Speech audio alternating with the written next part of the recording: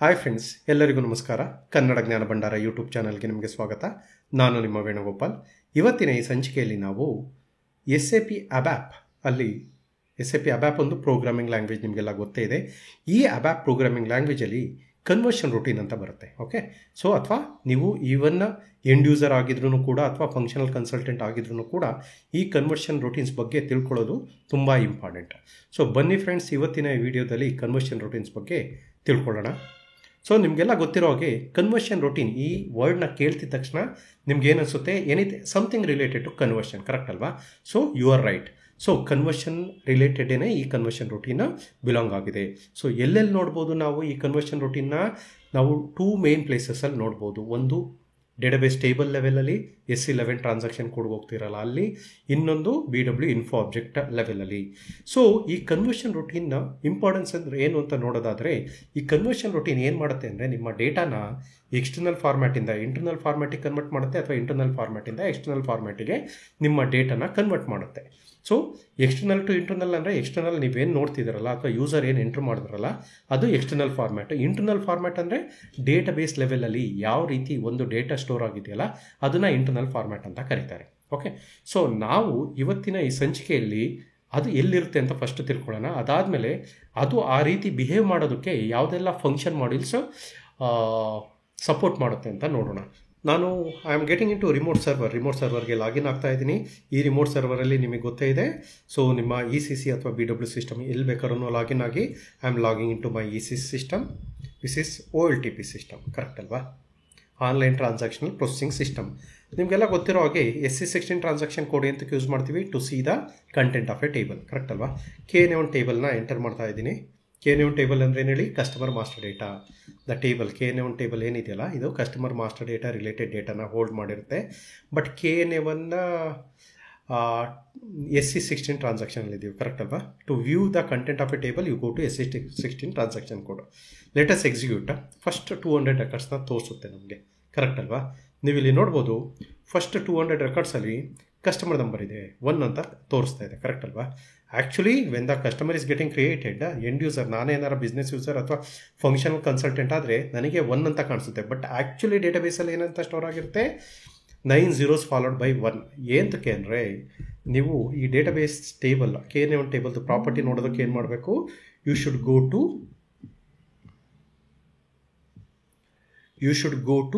KN1 table. ಈ KN1 SE11 transaction ಕೋಡ್ಗೆ ಹೋಗಿ ಡೇಟಾಬೇಸ್ ಟೇಬಲ್ ರೇಡಿಯೋ ಬಟನ್ನ ಚೂಸ್ ಮಾಡಿ KN1 ಟೇಬಲ್ ಅಥವಾ ಯಾವುದೇ ಒಂದು ಟೇಬಲ್ ನೇಮ್ನ ಎಂಟ್ರ್ ಮಾಡಿ. ಸೊ ನೀವು ಮಾಡಾದ್ಮೇಲೆ ನಿಮ್ಗೆ ಏನು ಕಾಣಿಸುತ್ತೆ? ಆ ಪರ್ಟಿಕ್ಯುಲರ್ ಡೇಟಾಬೇಸ್ದು ಅಥವಾ ಟೇಬಲ್ದು ಟೆಕ್ನಿಕಲ್ ಪ್ರಾಪರ್ಟೀಸ್ ಕಾಣಿಸುತ್ತೆ, ಕರೆಕ್ಟ್ ಅಲ್ವಾ? ಇಲ್ಲಿ ನೋಡ್ಬೋದು customer number is a column. ಈ ಕಾಲಮ್ ಯಾವುದಕ್ಕೆ ರೆಫರ್ ಆಗ್ತಿದೆ? ಡೇಟಾ ಎಲಿಮೆಂಟ್, ಕುನ್ನರ್ ಡೇಟಾ ಎಲಿಮೆಂಟಿಗೆ ರೆಫರ್ ಆಗ್ತಾ ಇದೆ. ಈ ಕುನ್ನರ್ data element description customer number, but ಇದ್ರದ್ದು ಟೆಕ್ನಿಕಲ್ ಪ್ರಾಪರ್ಟಿ ಎಲ್ಲಿಂದ ಬರ್ತಾ ಇದೆ? ಡೊಮೈನಿಂದ ಬರ್ತಾ ಇದೆ. ಡೊಮೈನ್ ಯಾವುದು? ಕುನ್ನರ್. ಅಗೇನು ಅದರೊಳಗಡೆ ಹೋಗಿ ನೋಡಿದ್ರೆ ಈ ಕುನ್ನರ್ ಡೊಮೈನ್ದು ಕ್ಯಾರೆಕ್ಟರ್ 10, ಅಂದರೆ ಎಲ್ಲಿ ನಾವು ಈ ಡೊಮೈನ್ ಅಥವಾ ಡೇಟಾ ಎಲಿಮೆಂಟ್ ಯೂಸ್ ಮಾಡ್ತೀವೋ ಮ್ಯಾಕ್ಸಿಮಮ್ ಲೆಂತು ಈ particular field can hold is what? 10 character. But ಇಲ್ಲಿ ನೋಡ್ಬೋದು ನೀವು ಕನ್ವರ್ಷನ್ ರೂಟೀನ್ ಕಾಣಿಸ್ತದೆ, ಕರೆಕ್ಟ್ ಅಲ್ವಾ? ಆಲ್ಫಾ ಕನ್ವರ್ಷನ್ ರೂಟೀನ್ ನಮ್ಮ ಮುಂದೆ ಇದೆ. ಸೊ ಕುನ್ನರ್ ಡೊಮೈನು ಎಲ್ಲಿ ಯೂಸ್ ಆಗಿದೆ? ಸೊ ಕುನ್ನರ್ domain is used in a data element. Domain is being used in data element that is used in table column, correct ಅಲ್ವಾ?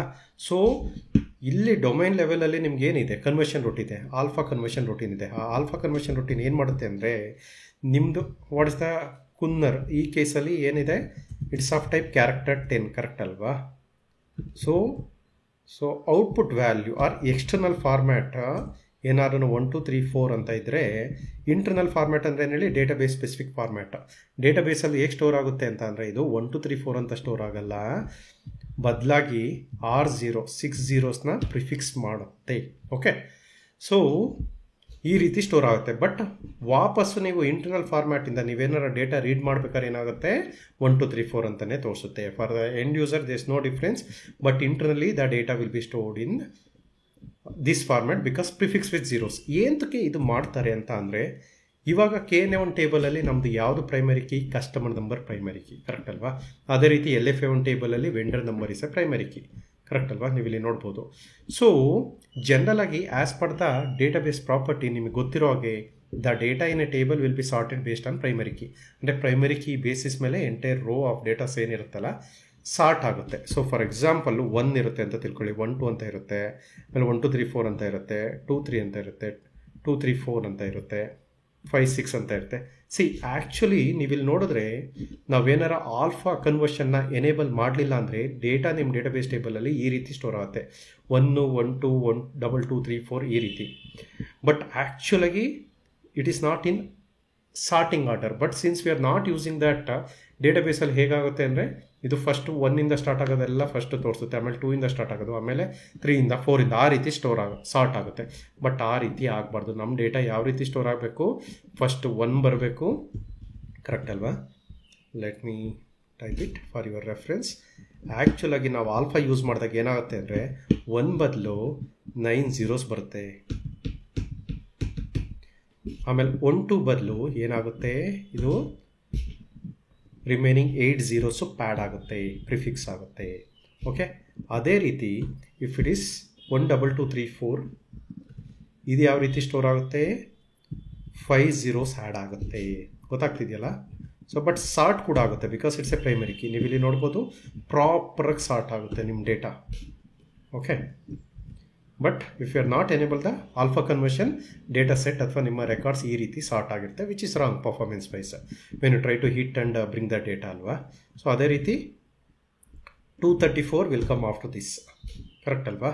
ಈ ರೀತಿ ನಿಮ್ಮ ಡೇಟಾ ಸಾರ್ಟ್ ಆಗಿ ಸ್ಟೋರ್ ಆಗುತ್ತೆ, ಅಥವಾ row of data 56 will come after this, correct ಅಲ್ವಾ? So ಅದಕ್ಕೇ alpha conversion use ಮಾಡ್ತಾರೆ. ಎಲ್ಲೆಲ್ಲಿ ನಿಮ್ಮ ಕಾಲಮ್ಸು ಈ ರೀತಿ ನ್ಯೂಮರಿಕಲ್ ಫಾರ್ಮಲ್ಲಿ ಇರುತ್ತೋ, ಇದೊಂದರೆ ಟೇಬಲಲ್ಲ, KNA1 ಮಾತ್ರನೇ ಅಲ್ಲ. If you take an example of LFA1 table.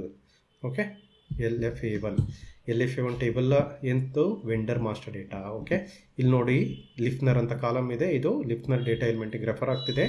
Domain ಲೆವೆಲಲ್ಲಿ ಹೋದರೆ ನೀವು ಇಲ್ಲಿ ನೋಡ್ಬೋದು same thing will applicable for ಲಿಫ್ನರ್ ಆಲ್ಸೋ. ಬಟ್ ನಾವು SS ಎಕ್ಸ್ಟರ್ನಲಲ್ಲಿ KNA1 ಟೇಬಲ್ ಕಂಟೆಂಟ್ ನೋಡ್ತೀವಿ, ಕರೆಕ್ಟ್ ಅಲ್ವಾ?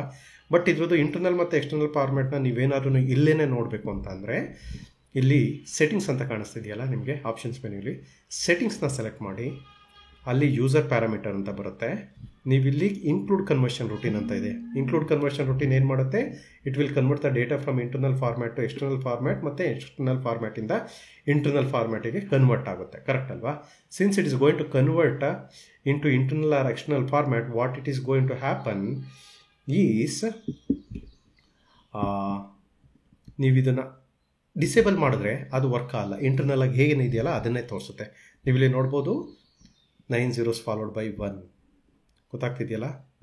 7 zeros ಫಾಲೋಡ್ ಬೈ 1100 ಈ ರೀತಿ. ಸೊ ಇದು ನಿಮ್ಮ ಕನ್ವರ್ಷನ್ ರೂಟೀನ್ ಹೇಗೆ ಅಪ್ಲೈ ಆಗ್ತಿದೆ ಅಂತ. ಬಿಕಾಸ್ XD01 ಟ್ರಾನ್ಸಾಕ್ಷನ್ ಕೋಡಲ್ಲಿ ನೀವೇನಾರ SD sales and distribution consultant ಆಗಿದ್ದರೆ ನೀವು ಜನರಲಾಗಿ ಕಸ್ಟಮರ್ನ ಕ್ರಿಯೇಟ್ ಮಾಡೋದು XD01 ಅಲ್ವಾ? ಕ್ರಿಯೇಟ್ ಆಗ್ತಿರೋ ಕಸ್ಟಮರ್ ನಂಬರ್ 1ನೇ, ಬಟ್ ಇಂಟರ್ನಲ್ ಆಗಿ ಏನು ಸ್ಟೋರ್ ಆಗ್ತಿದೆ 9 zeros ಫಾಲೋಡ್ ಬೈ 1. ಅದೇ ರೀತಿ ವೆಂಡರ್ನ ಕ್ರಿಯೇಟ್ ಮಾಡ್ತಿದ್ರೆ 1 2 3 4 ಅಂತ ವೆಂಡರ್ ನಂಬರ್ ಇದ್ದರೆ 6 zeros ಫಾಲೋಡ್ ಬೈ 1 2 3 4 ಆ ರೀತಿ ಇಂಟರ್ನಲ್ಲಿ ಸ್ಟೋರ್ ಆಗುತ್ತೆ. ಇದನ್ನು ನಾವು BW ಸಿಸ್ಟಮಲ್ಲಿ ನೋಡ್ಬೋದು ಅಂತ ಕೇಳ್ಬೋದು. Because BW is also A SAP system, SAP business warehouse, correct ಅಲ್ವಾ? ನೀವು ಡೊಮೈನಿಗೆ ಅಥವಾ ಡೇಟಾ ಎಲಿಮೆಂಟಿಗೆ ಅಥವಾ ಫೀಲ್ಡಿಗೆ ಈಕ್ವಲೆಂಟ್ ಯಾವುದು BWಲಿ ಇನ್ಫೋ ಆಬ್ಜೆಕ್ಟ್ಸ್ ಅಂತ ಕರೀತಾರೆ, ಕರೆಕ್ಟ್ ಅಲ್ವಾ? ಸೊ ಬನ್ನಿ, I am login to BW or BW on HANA system. RSD1 ಅಂತ ಟ್ರಾನ್ಸಾಕ್ಷನ್ ಕೋಡ್ ಇದೆ, ಕರೆಕ್ಟಾ? RSD1 ಟ್ರಾನ್ಸಾಕ್ಷನ್ ಕೋಡಲ್ಲಿ you will be able to see your info objects given by SAP. For example, what's the equivalent column for your customer number Kunnar column of ECC in BW 0 customer anta info object ಕೊಟ್ಟಿದ್ದಾರೆ. Anything starting with 0 is a standard info object. ಓಕೆನಾ? ನೀವು ಇಲ್ಲಿ ನೋಡ್ಬೋದು alpha conversion ಇಲ್ಲೂ ಕೂಡ use ಆಗಿದೆ. ನೀವೇನಾರ ಈ info ಆಬ್ಜೆಕ್ಟ್ನ ನಿಮ್ಮ BW ಇನ್ಫೋ ಪ್ರೊವೈಡರ್ ಅಂದರೆ ADSOs ಇರ್ಬೋದು, ಕ್ಯೂಬ್ಸ್ ಇರ್ಬೋದು, ಅಥವಾ ಕನ್ವೆನ್ಷನಲ್ DSOs ಇರ್ಬೋದು, ಎಲ್ಲೇ ಯೂಸ್ ಮಾಡಿದ್ರು ಡೇಟಾ ಇಂಟರ್ನಲ್ಲಿ ಸ್ಟೋರ್ ಆಗಬೇಕಾದ್ರೆ 0 ಪ್ಯಾಡ್ ಆಗುತ್ತೆ, ಎಕ್ಸ್ಟರ್ನಲ್ ಆಗಿ ಬರಬೇಕಾದ್ರೆ ಕನ್ವರ್ಟ್ ಆಗುತ್ತೆ. Okay, so that's how the conversion routine works. But ಇದಕ್ಕೆ ಸಪೋರ್ಟಿವ್ ಆಗಿ SAP ಅವ್ರು ಏನಾರು ಕೋಡ್ ಕೊಟ್ಟಿದ್ದಾರೆ. Because you wanted to perform the same. ನಿಮ್ಮ ಹತ್ರ 1 2 3 4 ಇದೆ, you wanted to convert that into 1 2 3 pad with zeros, preceding zeros ಮಾಡಬೇಕು ಅಂದರೆ ಫಂಕ್ಷನ್ ಮಾಡ್ಯೂಲ್ ಕೊಟ್ಟಿದ್ದಾರೆ. Okay, generally function module format ಆಗಿರುತ್ತೆ ಅಂದರೆ ಕನ್ವರ್ಷನ್ ಎಕ್ಸಿಟ್ ಓಕೆ, ಇಲ್ಲಿ ನಿಮ್ಮ ಕನ್ವರ್ಷನ್ನ ಎಕ್ಸಿಟ್ ನೇಮು ಮತ್ತು ಇನ್ಪುಟ್ ಆ್ಯಂಡ್ ಔಟ್ಪುಟ್ ಎರಡು ಫಂಕ್ಷನ್ ಮಾಡೆಲ್ ಕೊಟ್ಟಿರ್ತಾರೆ. Input function model is use to convert the data from internal format to external format to internal format. Output ಇದೇ ಅಂತಕ್ಕೆ ಯೂಸ್ ಮಾಡ್ತಾರೆ, ಇಂಟರ್ನಲ್ ಫಾರ್ಮ್ಯಾಟಿಂದ ಎಕ್ಸ್ಟರ್ನಲ್ ಫಾರ್ಮ್ಯಾಟಿಗೆ ಕನ್ವರ್ಟ್ ಮಾಡೋದಕ್ಕೆ. ಇದು ಇನ್ಪುಟ್ಟು ಎಕ್ಸ್ಟರ್ನಲ್ಲಿಂದ ಇನ್ಪುಟ್ನಲ್ಲಿ ಕನ್ವರ್ಟ್ ಮಾಡೋದಕ್ಕೆ. Okay, so in case of alpha ಏನಿರುತ್ತೆ, ಇಲ್ಲಿ XXXX ಬದಲು ALPH ಆಲ್ಫಾ ಅಂತ ಇರುತ್ತೆ. ಓಕೆ, ಇಲ್ಲೂ ಕೂಡ ಸೇಮ್ ಥಿಂಗ್. ಗೊತ್ತಾಗ್ತಿದೆಯಲ್ಲ? Very nice. So now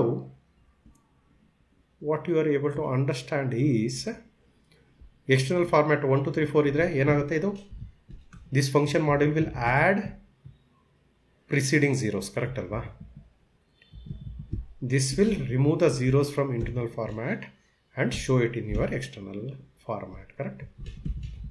Remove the start. It will add zeros at the start of data. Okay, so now ಇದನ್ನು ನೀವು ಫಂಕ್ಷನ್ ಮಾಡೆಲ್ನ ನೋಡ್ಬೋದಾ? ಈ ಫಂಕ್ಷನ್ ಮಾಡೆಲ್ ನಿಮ್ಮ ECCಲೂ ಇರುತ್ತೆ, BWನೂ ಇರುತ್ತೆ. ಲೆಟಸ್ಟ್ ಟೆಸ್ಟ್ ಇಟ್. SE37 ಟ್ರಾನ್ಸಾಕ್ಷನ್ ಕೋಡ್ಗೆ ಹೋಗ್ತಾ ಇದ್ದೀನಿ. SE37 ಟ್ರಾನ್ಸಾಕ್ಷನ್ ಕೋಡ್ ಅಂತ ಯೂಸ್ ಮಾಡ್ತಾರೆ. It is use to check the content of your function module, ಅಥವಾ ಫಂಕ್ಷನ್ ಮಾಡ್ಯೂಲ್ನ ಕ್ರಿಯೇಟ್ ಮಾಡೋದಕ್ಕಿರ್ಬೋದು, function module existing function module code ನೋಡೋದಕ್ಕಿರ್ಬೋದು, ಅಥವಾ ಟೆಸ್ಟ್ ಮಾಡೋದಕ್ಕೆ.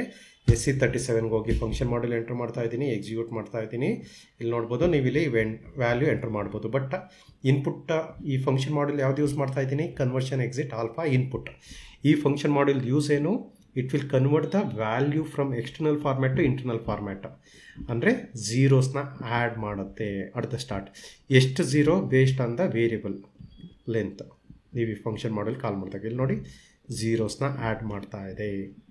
1 2 3 4 5 ಆ್ಯಡ್ ಮಾಡಿದ್ದು, ಬಟ್ ಎಷ್ಟೊಂದು ಝೀರೋಸ್ ಆ್ಯಡ್ ಮಾಡ್ತಿದೆ ಎಂತಕ್ಕೆ, because I am directly testing the function ಮಾಡಿದ್ದು. ಬಟ್ ನೀವೇನಾರು ಅಬ್ಯಾಪ್ ಪ್ರೋಗ್ರಾಮಲ್ಲಿ ಕಾಲ್ ಮಾಡಿದ್ರೆ the length depends on your input and output variables.